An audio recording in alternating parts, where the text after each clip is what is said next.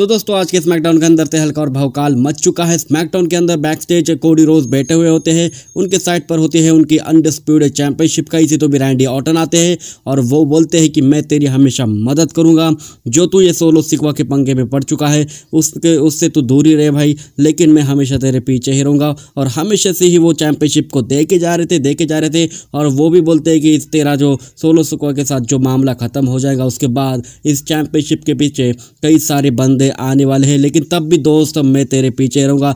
हरामी Randy Orton बहुत ही जल्द आपको देखने को मिल सकता है और बस उसको चाहिए अनडिस्प्यूटेड चैंपियनशिप जो कि कोडी रोज के पास मौजूद है। और देन उसके बाद हमको एलए नाइट का सेगमेंट देखने को मिलता है स्मैकडाउन के ऊपर। वो बोलते हैं कि मेरे पास एक कॉन्ट्रैक्ट है जो कि समर स्लैम के मैच का है और यहाँ पर इस कॉन्ट्रैक्ट में लिखा गया है कि मेरा मैच होने वाला है United state champion Logan Paul के साथ, वो भी यूएस चैंपियनशिप के लिए। और लोगन पॉल तू देख ले, मैं तुझे हराऊंगा नहीं बल्कि मैं तुझे तोड़ मोड़ के मरोड़ के रख दूंगा, तेरी चटनी बना दूंगा, तुझे भौकालिक तरीके से हरा दूंगा, मैं अपना फिनिशर लगा के तुझे BFT डिस्ट्रॉय कर दूंगा। उसके बाद मैं बनूंगा आपका new United states champion in WWE। और मैं वहां पर काफ़ी ज़्यादा हैप्पी हूँगा क्योंकि लोगन पॉल एक डिजर्वेबल चैंपियन नहीं है, क्योंकि लोगन पॉल है 250 दिनों से चैंपियन, लेकिन बस उसने 2 बार अपनी चैंपियनशिप को डिफेंड कर लिया है। तो नेक्स्ट हमको WWE टैग टीम चैंपियनशिप के लिए मैच देखने को मिलता है। DIY अपनी चैंपियनशिप को डिफेंड कर रहे थे अगेंस्ट ऑस्टिन थेरी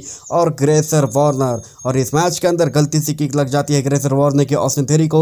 उसके बाद वो ग्रेसर वार्नर को ही शिकार बना देते हैं, अपना फिनिशर लगा के ग्रेसर वार्नर को पिन कर देते हैं टमासो चैंपा। उसके बाद खतरनाक तरीके से जेकब फाटू की एंट्री होती है, वो पीछे से अटैक कर देते हैं ऑस्टिन थेरी के ऊपर। रिंग के अंदर आते हैं, वो खतरनाक वाले अपने मुंह लगा देते हैं, लेकिन टमासो चैंपा उनको DDT भी लगा देते हैं, लेकिन उस DDT का कुछ खास असर उनके ऊपर दिखाई नहीं देता। वो फिंड की तरह रिकवर हो जाते हैं और भौकाल मचा देते हैं DIY के साथ।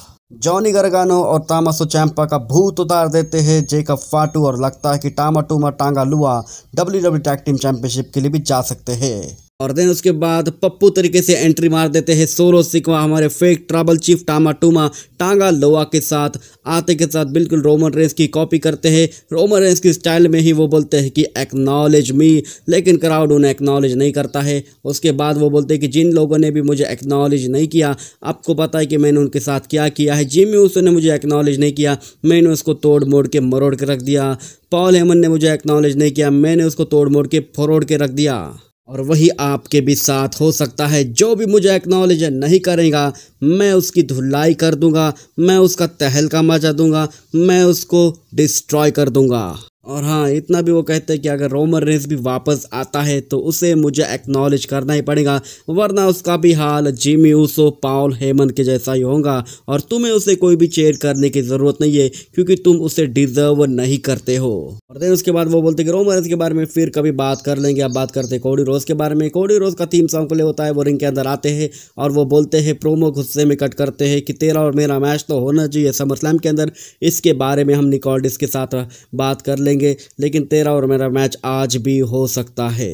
देन उसके बाद कोडी रोज की बातों को ब्लड लाइन के बंदों ने सीरियसली ले लिया। वो सर्कल बनाते कोडी रोज के साइड को, हर एक बंदा था साइड में कोडी रोज सोलो सिकवा के ऊपर अटैक कर देते, टामा टूमा के ऊपर अटैक कर देते हैं। उसके बाद वो जेकब फाटू के ऊपर भी अटैक कर देते हैं, लेकिन आउट ऑफ नोवेयर जेकब फाटू की सुपर किक आती है और भौकालिक तरीके से ये चारों के चारों खिलाड़ी कोडी रोज के साथ खेलने लग जाते हैं। लेकिन उसके पीछे से रैंडी ऑर्टन आते हैं, रैंडी ऑर्टन सबके ऊपर अटैक कर देते हैं, सबको गिरा के रख देते हैं वो। उसके बाद वो जाते हैं कोडी रोज के पास और यही यहाँ पर उनकी सबसे बड़ी गलती थी, पीछे से आ जाते हैं जेकब फाटू ने तहलका और भौकाल मचा दिया रैंडी ऑर्टन के पास। रैंडी ऑर्टन को बाहर लेके जाते हैं, सुपर किक के ऊपर सुपर किक चटवाई, उसके बाद वो टेबल पर सजा देते हैं रैंडी ऑर्टन को।